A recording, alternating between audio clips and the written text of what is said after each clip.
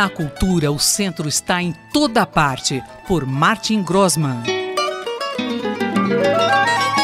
Professor, neste semestre, na tradicional disciplina que o senhor oferece na Escola de Comunicações e Artes, a ECA, da USP, o senhor está utilizando clássicos do cinema para falar sobre museus. O primeiro filme foi Arca Russa, do diretor russo Alexander Sokurov, que o senhor comentou aqui na sua coluna. Agora, o senhor está exibindo para os seus alunos o filme Francofonia, também de Sokurov. O que o senhor extrai desse filme a respeito de museus, professor? Roberto, e ouvintes da Rádio USP. Ambos filmes são filmes, ao mesmo tempo, documentais, né, e ficcionais. Ele faz muito bom uso dessa relação que o museu também tem com as respectivas histórias, né, seja, então, o Hermitage, a Carruça e a história da Rússia, e o Louvre com essa sua relação com a história da França, mas também a gente pode dizer como isso são representativos numa história da humanidade. No caso do Francofonia, é um filme que se passa quase todo no Louvre. E a gente também tem a companhia nesse filme de personagens espectrais. No caso lá da Rússia era o Marquês de Custine, né? Aqui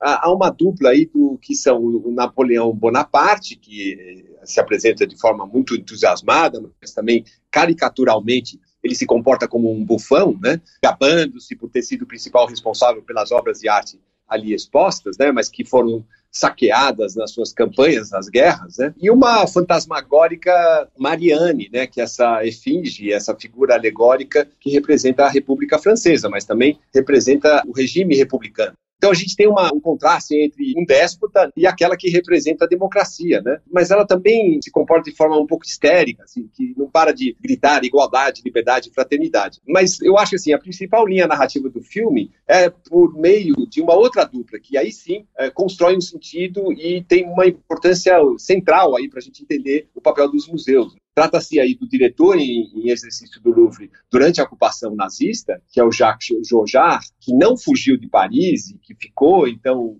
comando do museu, e os alemães o mantiveram nessa posição, né? E o oficial alemão Franz Wolf Metternich, que era o responsável não só pelas riquezas, pelas coleções dessas ocupações, né, que a Alemanha fez, né, nesse momento da história também da Europa, né, e mostra como a importância de pessoas que estão empenhados na preservação e proteção dos tesouros artísticos e culturais da humanidade. Professor, isso tem a ver de alguma forma com o incêndio lamentável do Museu Nacional do Rio de Janeiro? Olha, Roberto, é bastante pertinente essa sua pergunta, porque sim, esse filme, lançado em 2016, né, faz uma homenagem, uma sagração ao Museu do Louvre, às vezes até ele faz um comentário que o Louvre é mais importante que a França, né? O filme começa de uma forma bastante inusitada, porque ele nos mostra o próprio diretor, o Sokurov, na sua casa, enfim, no seu ateliê, no seu escritório em Moscou, tentando fazer uma comunicação via Skype, via sistemas, né, de comunicação hoje pela internet,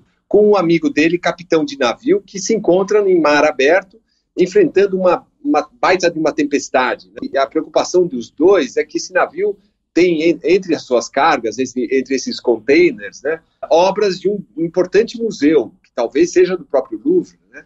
E ele teme pela segurança dessas obras, né? Então aqui fica muito claro nesse começo desse filme, né, que essas obras, esses museus, essas coleções, né, que obviamente pertencem a nações, sofrem desse perigo, né, constante, que no caso do Brasil fica muito claro desse desprezo pela cultura, pela essa condição que os museus enfrentam, né, que é verdadeiramente uma tempestade, né? Então, assim, a noção mesmo que o museu seja esse espaço de salvaguarda de coleções que não, né, do Brasil, mas que tem uma importância mundial, né, está no centro desse filme e, portanto, é uma das razões que eu decidi compartilhar com os alunos aqui da graduação da Escola de Comunicações e Artes, da USP. O professor Martin Grossmann conversou com Roberto Castro. Na cultura, o centro está em toda parte, por Martin Grossmann.